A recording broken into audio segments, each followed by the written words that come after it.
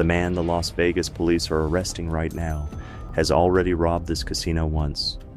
Late on a Wednesday night, he walks back onto the Bellagio floor, the same floor, and this time nobody has to chase him. He's unarmed. He doesn't run. He doesn't need to. 7 weeks earlier, in a full-face motorcycle helmet, this same man walked out of this same building with $1, $5 million in casino chips, and no one had any idea who he was. Nobody arresting him tonight knew that either, not until very recently. Before you find out who he is and why he never actually left, you need to see how it started. 9 chapters, 1 case. Stay to the end, and you'll know something almost nobody in that casino that night ever found out. What happened to the rest of the money? Whoever walked onto that floor wasn't a stranger to it. You're about to watch exactly what he did. By the end of this story, you'll know exactly who he turned out to be, and almost nothing about him will be what it looks like right now. Whatever stopped the 10 or 12 people standing at that table from moving, it wasn't the gun. 3:50 a.m., December 14th, 2010, the Craps Pit at the Bellagio on the Las Vegas Strip. A man in a full-face motorcycle helmet walks in from a side entrance. He doesn't run. He doesn't shout. He crosses the floor at a normal pace. The pace of someone who already knows exactly how many steps it takes to get where he's going. He stops at a table stacked with chips and pulls a handgun. 3 or 4 dealers are working it. Nobody moves. Nobody screams. He sweeps the chips off the felt, a sound investigators would later have no trouble describing, because everyone in that room heard it in total silence, turns, and walks back out the way he came. No shots fired, no one hurt. By the time security processes what happened, he's already outside, and no one in the building has any idea who he is. That question would take Las Vegas police nearly 2 months to answer. What it wouldn't take 2 months to reveal is this. Some of what he grabbed were the property's highest denomination chips, worth $25,000 apiece, a detail meaningless to anyone watching the footage that morning, and everything to the people who'd eventually catch him with one. He was in and out in under 3 minutes. Nobody in that casino had any idea they'd just watched the beginning of a 2-month unraveling. Neither did he. This chapter happened first. Nobody realized it mattered until the case was already over. 5 days before the Bellagio job, the record puts it as either December 8th or December 9th. Official accounts still don't fully agree. Someone robbed the poker cashier cage at the Suncoast Hotel and Casino in northwest Las Vegas. The take was smaller, just under $19,000 in cash. The method, investigators would later say, matched closely enough in disguise, approach, and equipment to draw a direct line to what happened 5 days later. At the time, nobody drew that line. The Suncoast robbery sat on its own desk, one of dozens 10 Las Vegas Metropolitan Police Department logs in a given year. Here's the part that only surfaces later, buried in an arrest report. 3 days before the Bellagio robbery, someone used a computer to search the phrase tips for robbing someone. That search falls within the timeline between the 2 jobs, after Suncoast and before Bellagio. Preparation for the second? Review of the first? The documented record won't say. Neither fact, on its own, was enough to worry anyone. Together, later, they'd be impossible to ignore. Ask yourself what you'd do with that search history if you found it with no name attached to it. That's exactly the position Las Vegas police were in. Only in hindsight, once a name existed, once a much larger robbery had already happened, did Suncoast stop looking like an isolated case and start looking like a rehearsal. In the days between December 8th or 9th and December 14th, 2 cases sat on 2 separate desks, with nothing officially connecting them. It was about to. You've seen the outline. Here's the version investigators pieced together frame by frame, and one detail in it was the closest thing to a fingerprint this case would have for weeks. The Bellagio robbery is documented in unusual detail because nearly the whole sequence was caught on camera. Everything happened inside a tight radius. Fewer than 500 feet separated the Flamingo Road entrance he used from the table he chose. Police clocked the full operation in, weapon raised, chips gathered, out at under 3 minutes, door to door. 10 to 12 patrons stood at that table. 3 or 4 dealers worked it. The denominations in front of them ran from $100 up to $25,000. The Bellagio's highest value chip, the casino, would retire outright within weeks. He raised the handgun. Nobody resisted. He gathered the chips. Investigators would later value the haul at $1.5 million and walked out. Security didn't confront him. That's not confusion, and it's not incompetence. By the time anyone fully processed what was happening, the window had already closed. A ceiling-mounted camera tracked him to the door at an angle that would matter enormously later. Once there was a face to match it to, except there wasn't. Not yet. He never removed the helmet. Outside, a black Suzuki GSX-R was waiting. He rode away before dawn broke over the strip. What the footage actually shows, more than the gun or the getaway, is familiarity. The ease of someone who already knew exactly where the table was, how many steps it took, how long he had before anyone reacted. That detail alone should have narrowed the suspect list overnight. It didn't yet. One question sits underneath all of it, still unanswered: whether the stolen chips carried hidden tracking technology. Bellagio never confirmed it publicly. That gap stays a gap. On the morning of December 14th, the chips were gone, the man was gone, and the only lead the case had was a description nobody could use. The motorcycle was about to become the closest thing to a fingerprint this case had. Nobody had matched it to anyone. Not yet.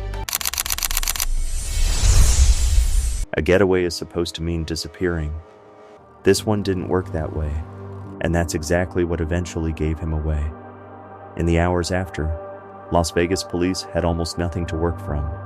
A helmet had hidden his face for 3 full minutes. The motorcycle was gone, and with it the most obvious way to trace him. Police appealed to other strip casinos to watch for anyone redeeming unusually large Bellagio chips. Bellagio itself moved to close off the problem at its source, announcing it would retire its $25,000 chip entirely, with a redemption deadline placed on its own stolen inventory, without knowing who was holding it.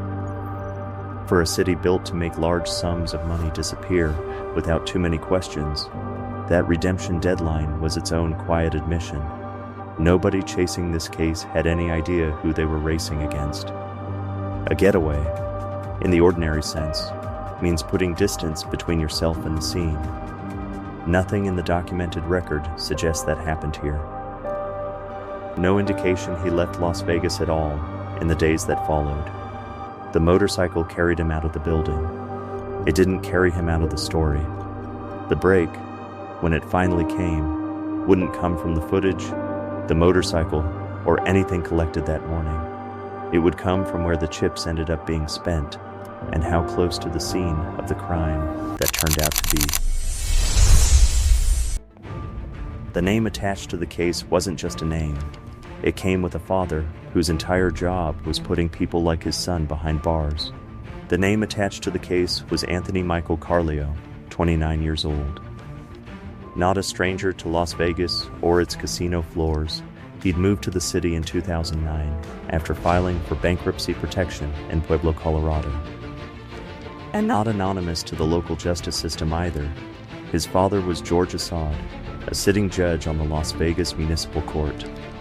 Assad, through a publicist, said he and his family were devastated by the arrest and, speaking as a judge, that people who break the law need to be held accountable. That contradiction, a father who upholds the law for a living, a son who apparently didn't, is the kind of detail a case file can't process. It just sits there, unresolved, A judge's son robbing a casino at gunpoint isn't a detail the confirmed facts explain psychologically. What the record does establish, clearly, is proximity. Carleo wasn't an outsider casing an unfamiliar building for the first time. By every account after his identification, he was a known presence on that floor, someone the property recognized. It's what makes the next 2 months of this case possible at all. The identity didn't just answer who committed the crime, it reframed the crime scene itself. The man in the helmet hadn't walked into a stranger's building that morning. He'd walked into his own regular table. But Anthony Michael Carleo, 29, is a court document version of a person. It doesn't say who he was before any of this. That part of the record exists too. It's just 700 miles away. Everyone in one small Colorado city already had an opinion about him years before Las Vegas ever heard his name. Anthony Carleo was raised in Pueblo, Colorado, by his mother and his stepfather, Gino Carleo. Not by the judge whose name would end up in every headline about this case. His own high school yearbook doesn't even list him as Carleo. It lists him as Carleo Assad. His graduating class voted him class clown. Not most likely to succeed, class clown. The Carleo name already meant something in Pueblo, before Anthony ever touched a casino chip. His stepfather ran a tavern. His stepfather's brother developed real estate across town, ran unsuccessfully for city council, and, according to a grand jury inquiry into organized crime's reach in Pueblo years earlier, was once confronted directly by the district attorney's office. None of that ties Anthony to any of it personally. It's simply the town, and the name he grew up inside of. By his 20s, he'd built something that looked, on paper, like a normal life. A real estate license, a mobile DJ business, a limousine service he co-owned with his stepfather. In 2009, all of it came apart. He filed for bankruptcy in Colorado, with debts attached to 4 separate Pueblo properties. That same year, he left for Las Vegas. Back to the city where his biological father sat on the municipal court bench, using a name, Anthony Assad, that quietly tied him to that judge without anyone in Pueblo necessarily connecting the dots. He also, that same year, registered a 2007 Suzuki GSX-R with the Colorado DMV. The exact make and model the Bellagio robber would ride out on 14 months later. None of this explains why a 29-year-old with no criminal record decided to rob a casino at gunpoint. It does explain something else. He wasn't a stranger to losing everything. He'd already lost one version of his life to a bankruptcy court once. He was about to lose the next one for good. He had $1.5 million and an entire country to disappear into. He didn't leave the parking lot. What happened between mid-December and early February looks straightforward on paper. In practice, it's the part of this case that resists easy explanation, because the documented behavior contradicts the documented risk. Carleo didn't disappear with the money. He came back to the Bellagio at once, but repeatedly gambled with chips that were, by any reasonable inference, drawn from the same stolen supply police were actively trying to trace. At some point during this stretch, he was staying in a complimentary suite at the resort, a room comped to him by a casino that treats certain gamblers as valuable enough to house for free. The same casino was simultaneously investigating the robbery of its own cage. Its own staff didn't connect the two. Court and police accounts would later place his gambling losses during this period above $300,000, a specific sourced figure drawn from a pile that had sat untouched right up until he walked back onto the floor. Every chip he cashed back in was, in effect, a fingerprint he didn't know he was leaving. High-denomination chips aren't simple to launder. Gambling them back through table play was, in a strange way, one of the more functional methods available for converting stolen chips into spendable value without triggering an immediate red flag. That doesn't erase the risk. It helps explain why the risk was taken repeatedly, without explaining why, for 2 months, it kept working. For roughly 2 months, nobody put those pieces together. Police would later describe him, without elaboration, as someone who likes to gamble. He didn't know it yet, but the countdown had already started. And this time, it wasn't going to end with him walking back out the door. This is the moment from the very beginning of this story. Here's the rest of it. By February 2011, Las Vegas police had shifted from a cold case to an active undercover operation. Part of what got them there wasn't only their own legwork, either. At least one outside tip factored in, from a poker enthusiast who'd been trading messages with a self-described biker bandit, photos of stolen chips included, before deciding the FBI needed to see them. Late on a Wednesday, Carleo was taken into custody. Not in a parking lot, not at a residence. On the Bellagio casino floor itself, the same floor he'd robbed at gunpoint roughly 7 weeks earlier. He was unarmed. He offered no resistance.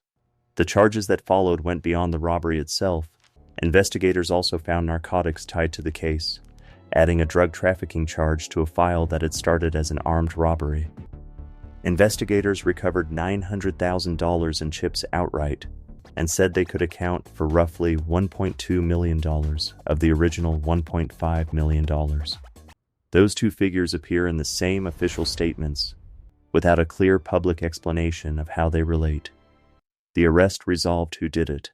It didn't resolve where the rest of the money went. There's a harder question underneath the arrest, and the record doesn't fully answer it either. If the Bellagio's own surveillance, plus an outside tip, was enough to eventually catch him, why did it still take 7 weeks of repeated visits to get there? Maybe the connection took time to build. Maybe this was a reasonably fast resolution for a case that started with no suspect at all. Both are plausible. Neither is confirmed. One fact needs no qualification. The same floor robbed in under 3 minutes became, 7 weeks later, the exact location of the arrest that closed the case. Every piece of this case has an answer now. Except one. Carleo pleaded guilty to felony armed robbery and assault with a deadly weapon charges that alone could have carried 3 to 36 years in state prison. Clark County District Court Judge Michelle Leavitt sentenced him to a minimum of 3 years and a maximum of 11, with credit for 202 days already served. He was sentenced separately for Suncoast as well. In court, he called his own actions very foolish and said he was sorry. So, who was the man in the helmet? By the time the case closed, the record answered that question completely, down to the tavern his stepfather ran and the yearbook that spelled his name wrong. What it never fully answered is where the money went. Roughly $900,000 in chips came back cleanly. Investigators could account for closer to $1.2 million. The remainder, somewhere between $300,000 and $600,000, depending on which official figure you use as the baseline, is never itemized in any public accounting as recovered, spent, or otherwise explained. It's simply the part of $1.5 million the documented record stops tracking. That's not a loose end this account is choosing to leave open. It's the loose end the case itself never closed.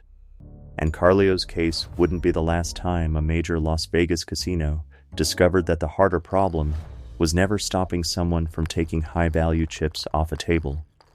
It was knowing, once they'd been taken, where those chips would resurface next. Years later, at a different resort on the same strip. That same structural gap, difficult to trace but not difficult to spend, would surface again, under a different name, with a strikingly familiar, unanswered question at the center of it. Chips were built to look like cash and behave like evidence. For 2 months, on one casino floor, they managed to be neither. If you want to see how this same unsolved problem played out again at a different casino, a different night, a very different ending, that's the next video. and it's waiting for you.